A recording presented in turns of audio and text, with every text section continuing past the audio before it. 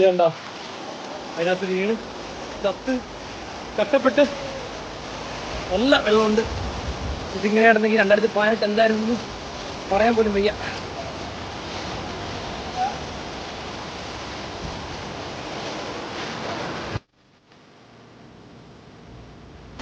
നല്ല ഒഴുക്കുണ്ട് ഗൈസ്.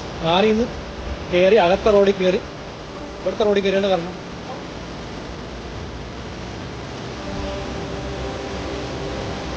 റോഡാണ് അത്രയും വെള്ളം നിറയാനുണ്ട്. അതിൻ്റെ അടുത്ത് താഴേക്ക്